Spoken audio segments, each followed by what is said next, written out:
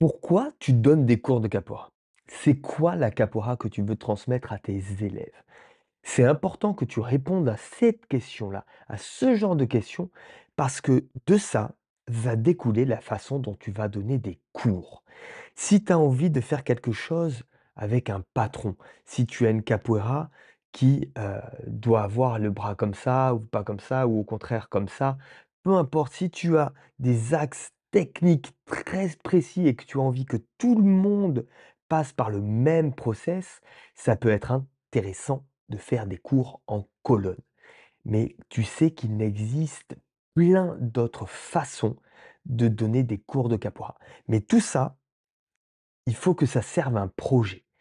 C'est-à-dire que généralement, quand on donne un cours de capoeira, on met tout le monde en colonne et on avance. Personnellement, c'est quelque chose que je fais très peu. C'est-à-dire que peut-être 10-15 minutes dans le mois avec les adultes et 5 minutes, 10 minutes par an avec les enfants.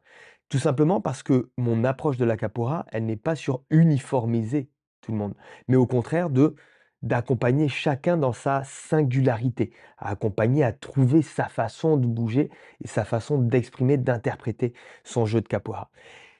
Ce qu'il faut que tu saches, c'est que donner des cours en colonne, c'est une façon de faire, mais il en existe plein. Il existe, des traversées, c'est-à-dire tu traverses la salle en faisant un mouvement. Là, ça va te permettre justement de pouvoir le faire à ton rythme, de pouvoir le faire sans comparaison, mais avec un point de référence parce que tu peux quand même regarder les copains et les copines qui sont en train de faire les mouvements. Tu peux le faire de façon individuelle, c'est-à-dire que chacun, se prend un petit espace et fait de la capoeira, tout simplement, travaille son enchaînement ou travaille après tu as 2 par 2, évidemment, tu as face à face aussi, la moitié d'une salle face à l'autre moitié d'une salle. Tu peux mettre les gens de dos, c'est-à-dire qu'eux te voient en miroir ou au contraire, toi, te mettre de face pour pouvoir être avec eux, face à eux, qui voient, ce que ça donne. Tu peux utiliser des miroirs si tu as des miroirs dans ta salle.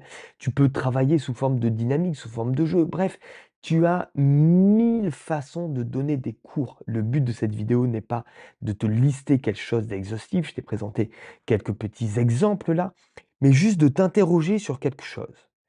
À quoi va servir la façon dans laquelle je donne mes cours? Est-ce que ça soutient mon message? Est-ce que ça soutient ma capoeira? Est-ce que ça soutient, la vision que j'ai de pouvoir transmettre la capoeira de cette façon-là? Est-ce que c'est la plus pertinente? Pose-toi la question. Peut-être que oui, mais peut-être que non. Peut-être que justement, tu vas vouloir avoir un peu plus de liberté, ne serait-ce que pour toi, pour retrouver un petit souffle dans tes cours de capoeira. Tu es peut-être lassé de refaire toujours la même chose, toujours de la même façon.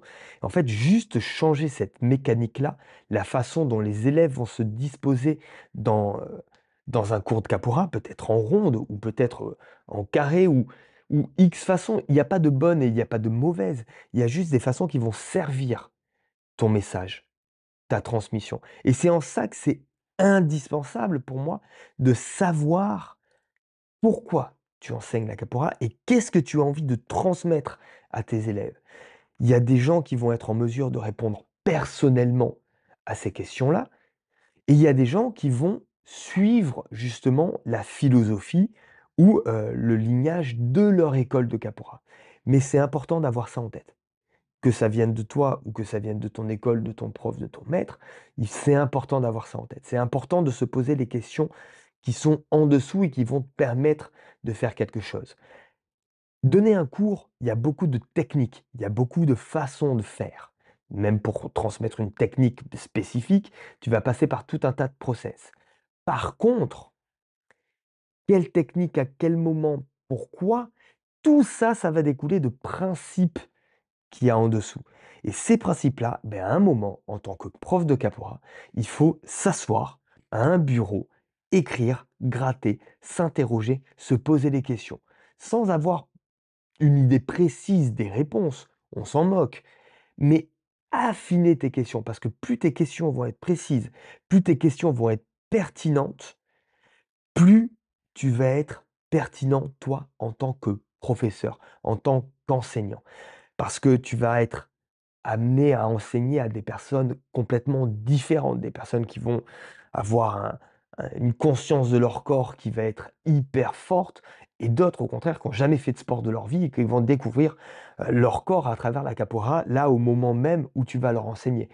Si tu es prisonnier de tes techniques, tu vas galérer et tu vas pas réussir à transmettre à un certain type de personnes.